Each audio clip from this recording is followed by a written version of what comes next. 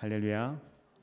네, 2014년도에 개봉했던 한 영화가 있습니다. 노예 12년이라고 하는 영화인데요. 제목에서 좀 알 수 있겠지만은 12년 동안 억울하게 노예 생활하는 얘기입니다. 영화는 1840년대 실화를 배경으로 하고 있는데요. 남북 전쟁 이후에 이 노예를 거래하는 것이 법적으로 금지가 되니까 이 노예가 아직 허용되고 있었던 일부 주에서 이 노예를 데리고 가기 위해서 자유주에 있는 흑인들을 납치해서 인신매매를 해서 잡아가는 일들이 빈번하게 벌어졌습니다.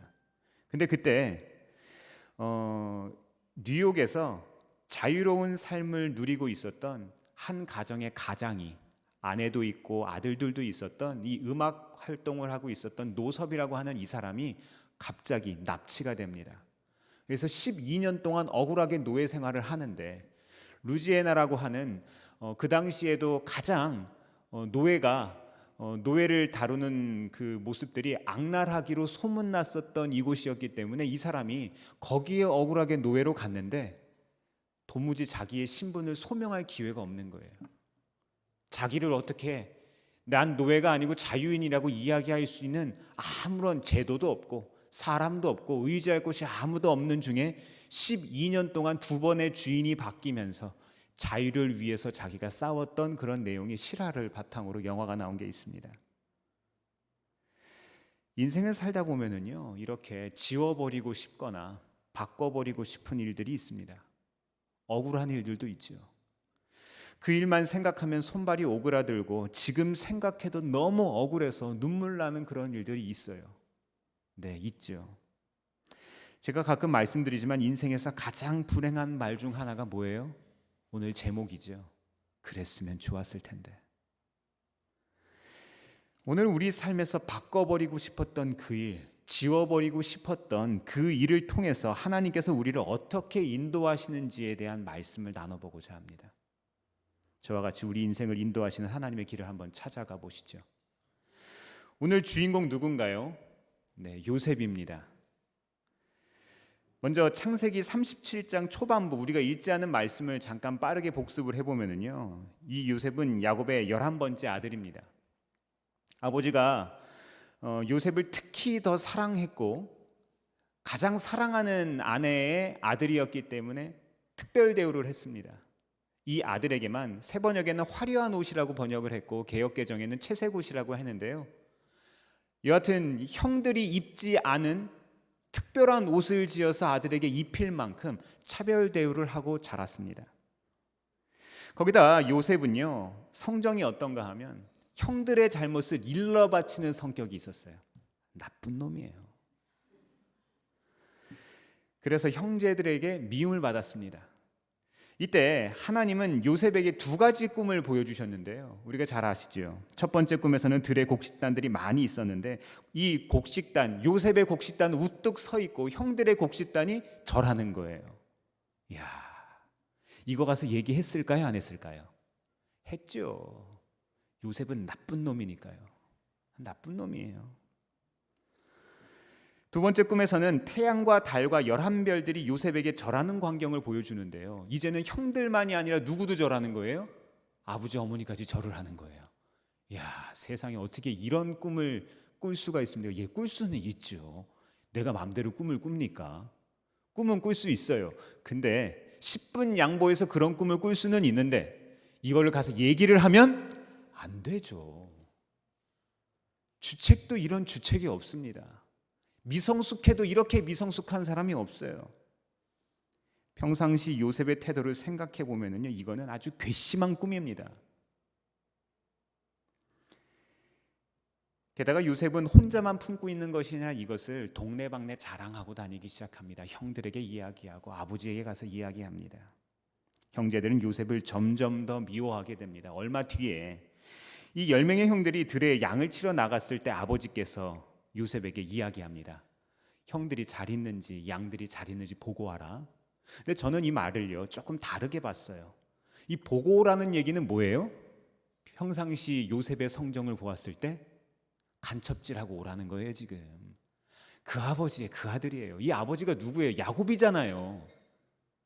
야곱이 제일 잘하는 게 이런 거 아닙니까? 하나의 가치관이 저는 그 가정 가운데 가장 중요한 것이라고 생각합니다. 왠지 아세요?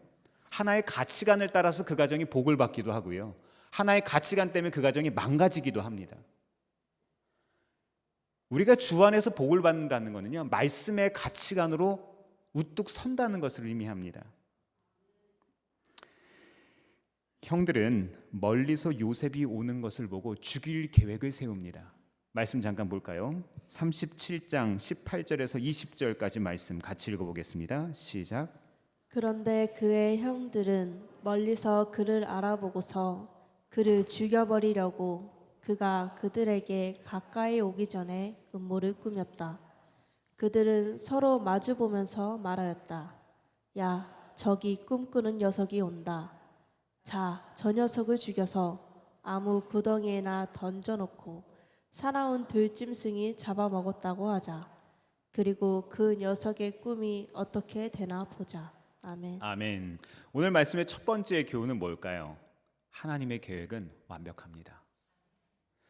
방패막이가 되어주던 아버지가 안 계세요. 지금 들판 아닙니까? 게다가 요셉은 아직 완력으로 형들을 이길 수 없는 어린 소년입니다. 이런 상황에서 형들은 그동안 받아온 상처들을 생각하고 있어요. 저 자식이 나에게 어떻게 했었지? 오랜 세월 아버지와 이 요셉이 마음의 상처를 주었기 때문에 지금 이 형들은요, 죽여도 된다고 생각한 거예요. 마땅히 그럴 수 있다. 아무리 그래도 같은 아버지 아래서 함께 먹고 자던 형제들이 이럴 수 있을까요? 현대 민주주의 사회에서 사는 우리들은요, 이 형들의 행동이 얼마나 나쁜 행동인지, 얼마나 기가 막힌 행동인지 잘 몰라요. 왠지 아세요? 어쩌면 요셉을 죽인 것도 아닌데 뭐 그렇게 야단스럽게 하시냐라고 생각할지 모르겠지만, 고대 사회에는요, 아들을 갖는 의미가 아주 컸습니다. 아들은요, 아버지의 이름을 소유하고요, 아버지의 이름을 소유한다는 것은 아버지의 모든 것들을 소유하는 겁니다. 제가 요즘에 한 영화 하나를 봤는데요, 듄이라고 하는 영화를 봤는데 너무 재밌었어요. 근데 듄이라는 영화에 지금 총 3개의 시리즈가 있는데 2번째 시리즈까지 개봉을 했거든요. 근데 거기에 어떤 내용인가 하면, 대단한 가문의 아들입니다. 근데 이 사람의 가문이 상대편 또 다른 유력한 가문의 모함 때문에 온 가족이 멸문지화를 당하게 됐어요. 근데 이 아들이 엄마와 아들만 겨우겨우 살아남았는데 손에 아버지의 인장 반지를 가지고 떠납니다. 그런 내용이 나와요. 그래서 이 아들이 멸문한 가정의 이 가문의 지도자인데, 이 아들로서 이 인장 하나 가지고 있는 것으로 이 아들이 다시 한번 자기의 신분을 회복하고 자기의 지위를 회복해가는 그런 과정이 나옵니다. 아들은 그런 존재인 거예요. 근데 반지를 낄 수 있는, 인장 반지를 낄 수 있는 권리를 다 박탈해버린 겁니다. 아버지의 이름을 물려받을 권리를 빼앗아 버리고 생명을 빼앗은 것이만이 아니라, 형들은요, 요셉의 이름을 가문에서 지워버린 겁니다. 요셉의 본질적 정체성을 완전히 박탈해버린 겁니다. 게다가 당시에는요, 노예로 팔려가면 언제까지 노예로 일해야 됩니까? 평생 노예로 살아야 되는 거예요. 결혼하고 자식을 낳아도요, 아내와 자식도 노예가 되는 겁니다. 생각해 보세요. 노예로 태어나서 노예로 사는 것도 억울합니다. 그런데 지금 요셉은 어떤 사람이에요? 아주 유력한 가문의 아버지의 사랑을 독차지하는 아들로 자랐습니다. 근데 이런 사람이 갑자기 노예로 살아간다는 거, 이거는요, 죽고 싶었을 거예요. 요셉은 살아있지만 죽은 사람이나 마찬가지였습니다. 요셉은 차라리 형들에게 죽었으면 이라고 생각했을 거예요.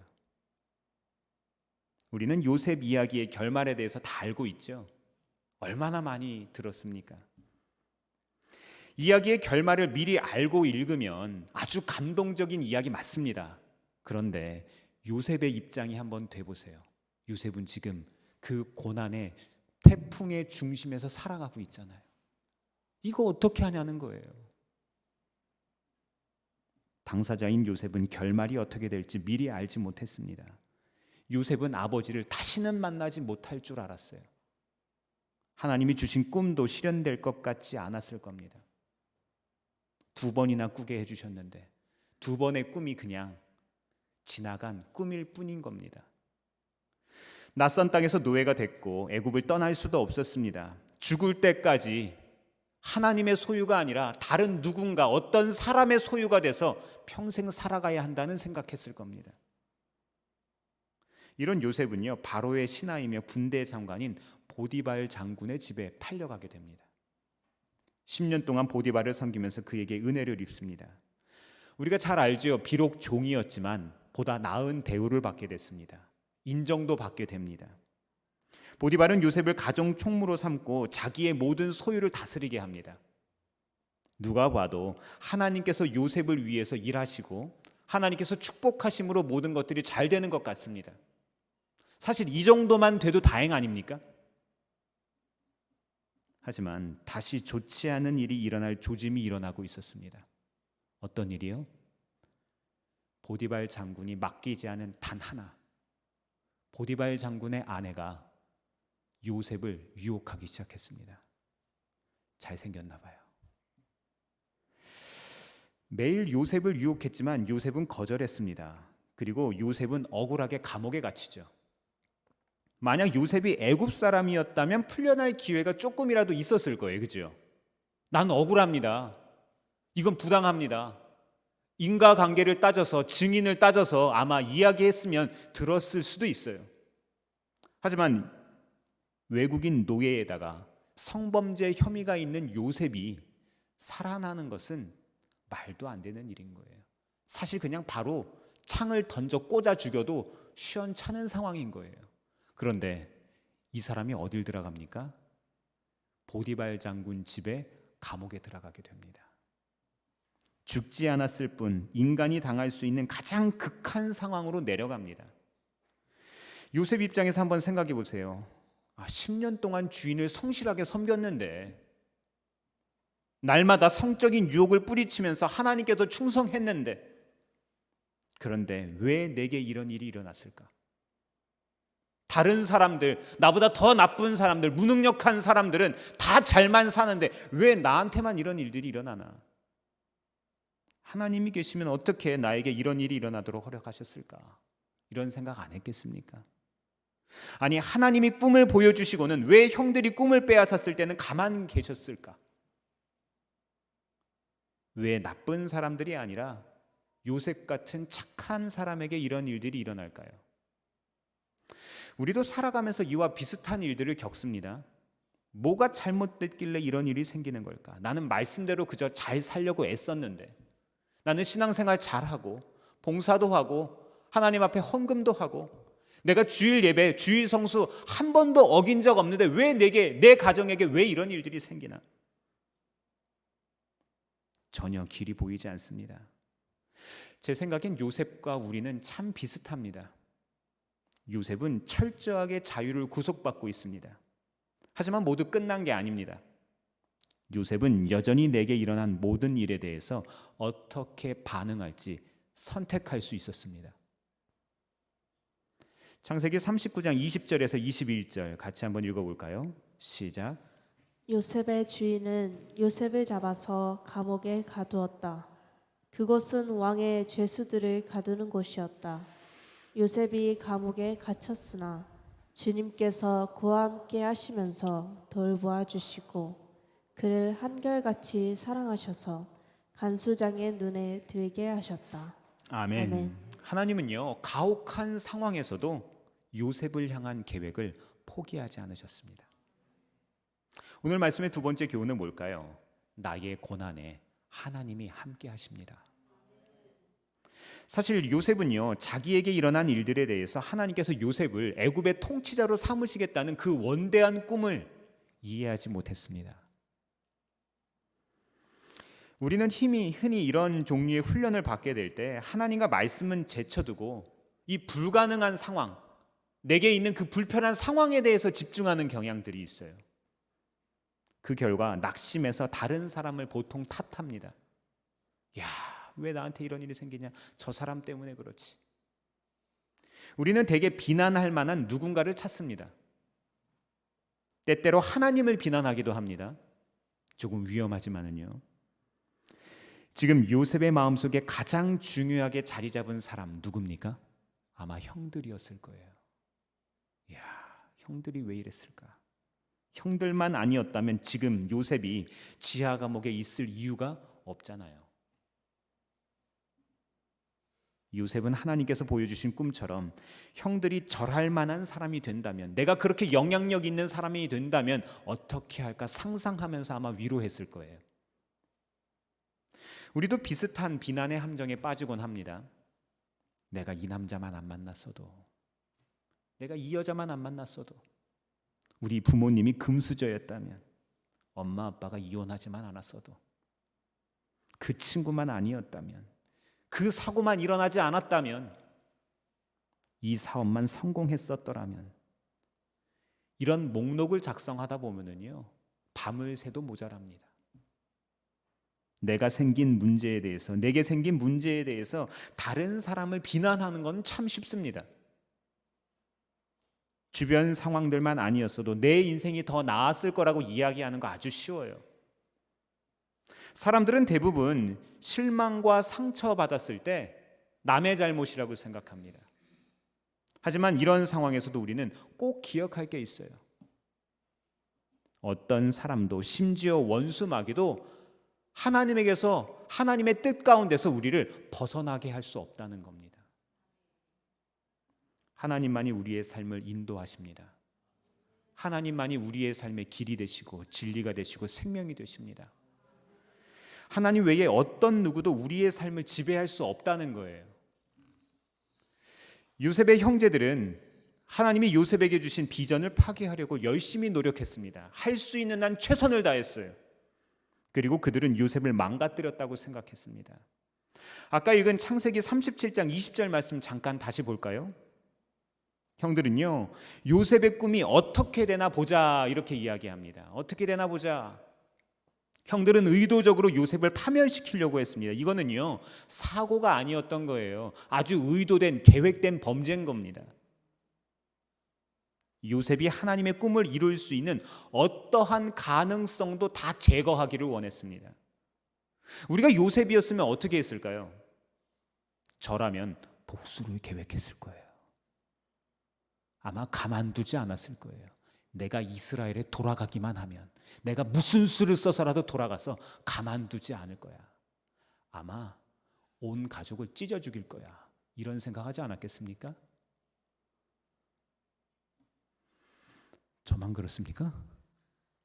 네, 저만 나쁜 놈이네요. 만약 요셉이 실제로 이런 태도를 보였다면 하나님께서는요, 그를 지하 감옥에 그냥 썩게 내버려 두었을 겁니다. 왜냐하면 그런 마음을 품고 감옥에서 나왔다면 12지파 중에 10지파를 다 몰살시켜 버렸던 거예요. 왜냐하면 그 형들이 이스라엘 12지파 중에 10지파의 우두머리 아닙니까? 또 그 형 중엔 유다도 있는데요, 그 가문에서 예수 그리스도께서 태어나실 예정이었습니다. 그렇습니다. 요셉을 부당하게 대한 형들은요, 이스라엘의 조상입니다. 예수님의 혈통입니다. 하나님의 계획이 있던 거예요. 그리고 하나님께서는 아브라함에게 그들이 큰 나라를 이루리라고 이미 창세기 말씀을 통해서 약속하시지 않았습니까? 이런 기가 막힌 상황에서 하나님은 뭐 하고 계셨을까요?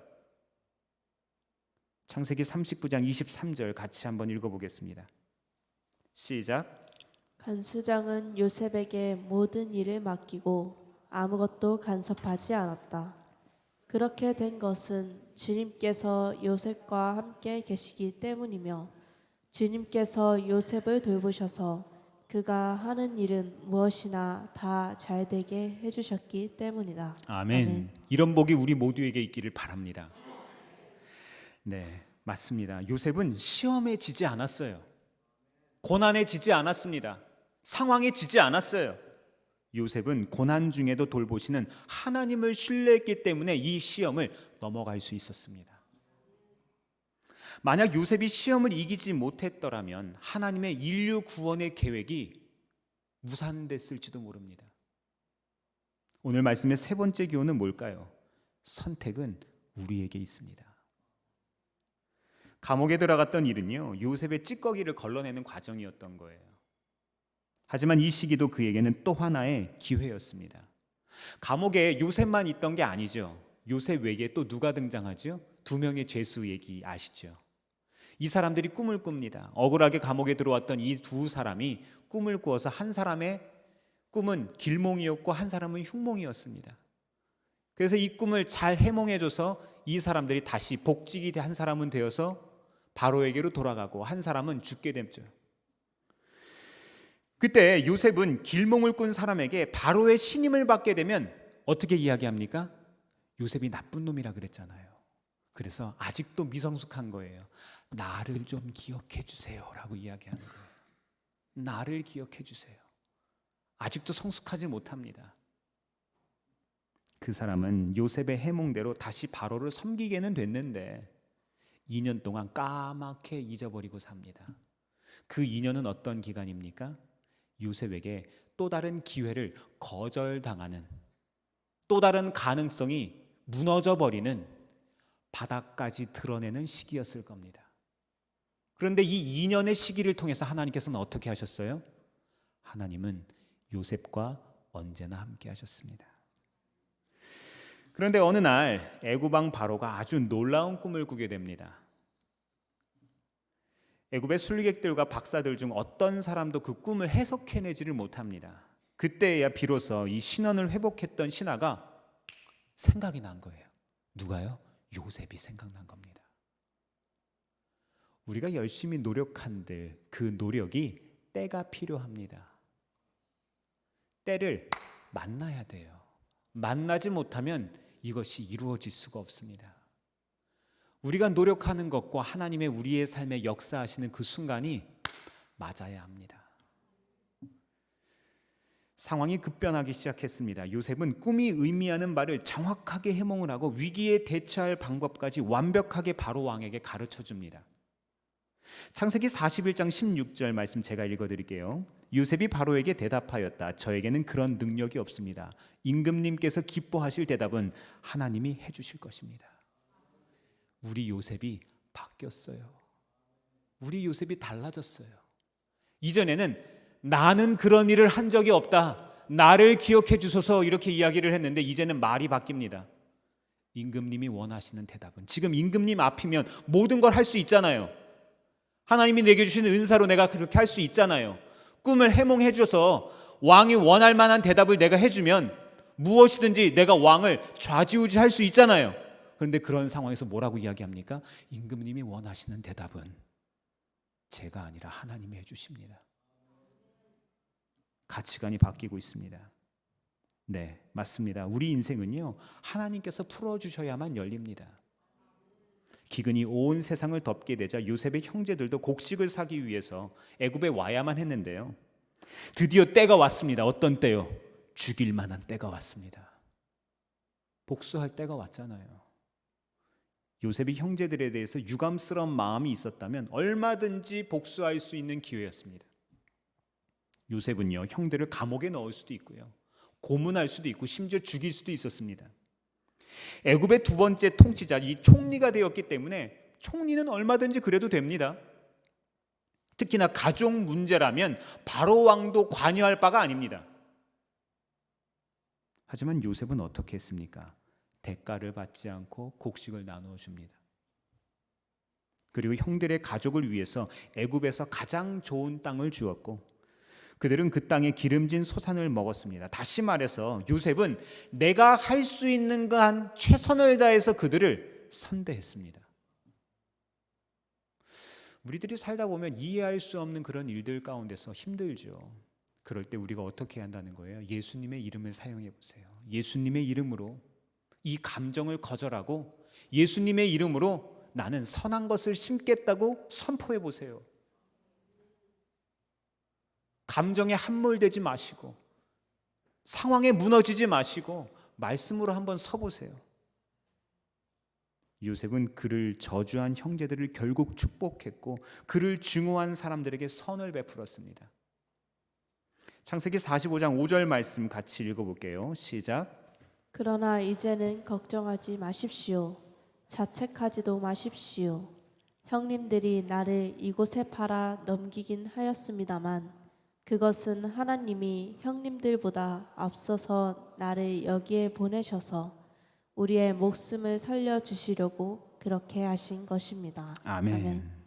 재밌는 걸 하나 발견했습니다. 요셉은요 정말 괜찮은 사람으로 바뀌긴 했는데 아직 그의 성정은 남아있어요.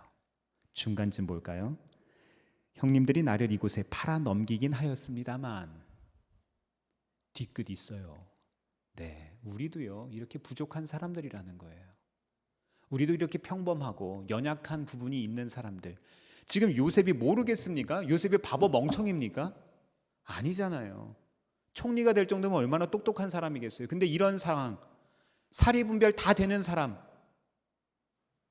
형님들이 나를 이곳에 팔아 넘긴 게 중요한 게 아니라는 거예요. 더 중요한 게 있다는 거예요. 그게 뭡니까? 하나님의 계획, 하나님의 인도하심, 하나님의 사랑이 더 중요하다는 것을 요셉이 이야기합니다.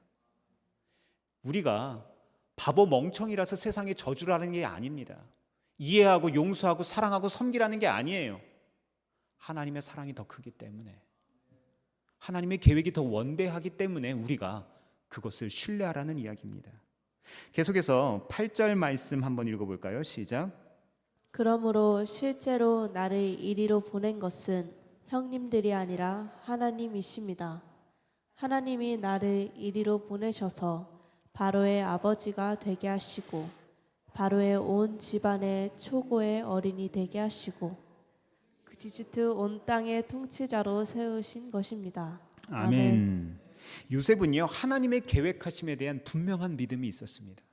우리에게도 이러한 믿음이 있기를 바랍니다. 하나님께서는요 요셉에게 꿈을 꾸게 하시기 전에 이 야곱의 아들들이 태어나기도 전에 그들이 하게 될 일들을 이미 약속하셨죠. 사랑하는 성도 여러분, 이 세상 어떤 누구라도 하나님의 계획, 하나님의 약속을 바꿀 수 없습니다. 우리가 이 진리를 굳게 붙잡으면 진리가 우리를 자유롭게 합니다. 하나님의 의지로부터 우리를 떼어놓을 수 있는 유일한 것이 있다면 그게 뭐죠? 우리 자신이에요. 나만 그렇게 할 수 있어요. 내가 그걸 거절하면 되니까요.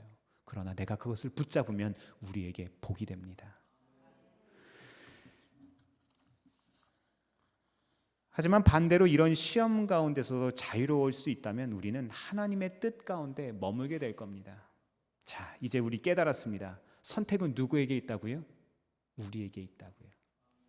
어느 쪽을 선택하시겠습니까? 하나님의 약속을 믿으시겠습니까? 남 탓하고 사시겠습니까? 고린도전서 10장 13절 말씀은 우리에게 또 다른 통찰력을 줍니다. 같이 한번 고백해 보겠습니다. 시작. 사람이 감당할 시험 밖에는 너희가 당한 것이 없나니 오직 하나님은 미쁘사 너희가 감당하지 못할 시험 당함을 허락하지 아니하시고 시험 당할 즈음에 또한 피할 길을 내사 너희로 능히 감당하게 하시느니라. 아멘. 아멘. 일부러 개역 개정으로 같이 읽었습니다. 개인적으로 이 본문은 세번역보다 개역 개정이 더 은혜가 되는 것 같아요.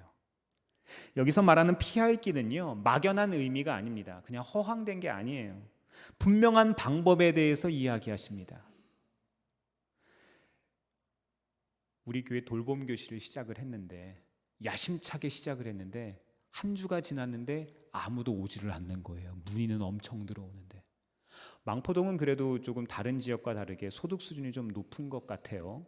그러다 보니까 이 어머니들께서 2월이 아니라 4월 달에 아이들을 모집을 시작을 하니까 이미 보낼 만한 학원들을 다 마련을 해 놓으신 거예요. 그러니까 아이들이 등록을 하지를 않습니다. 원래는 망포초등학교가 전국에서 2위 과밀 학교라 한 학년에 16학급씩 있어가지고 이 50명 정도가 대기를 하고 있어서 이 아이들을 대상으로 시작은 했는데 안 된다고 하니까 교육청에서 잠원초등학교랑 태양초등학교도 포함했으면 좋겠다라고 이야기를 했어요. 그래서 제가 우리가 도의상 마음에 미안함과 짐이 있잖아요. 그래서 새벽에 기도하기 시작했습니다. 하나님, 누가 보아도 될 것 같은 상황인데 왜 안 됩니까? 하나님, 길을 열어주세요. 아이들을 보내주세요 라고 기도했는데 아이들 2명이 등록을 했어요.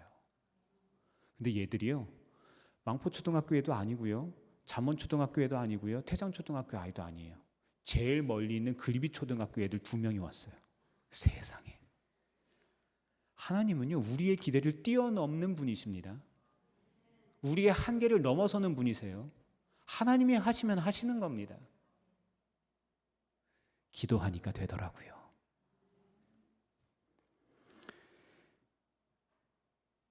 놀라운 거는요, 하나님의 계획이 실패한 것처럼 보이는 일이라 하더라도 우리가 만약 계속 순종하고 실족하지만 않는다면 결국에는 계획을 완성시키는 방편이 된다는 겁니다.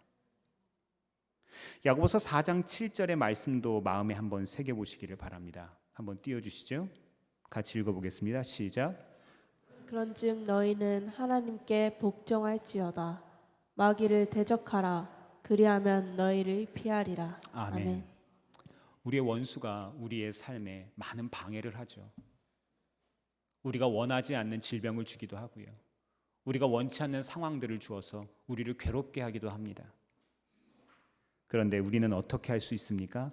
말씀에 순종함으로써 마귀를 대적할 수 있습니다. 우리는 그렇게 이길 수 있는 사람이 됩니다.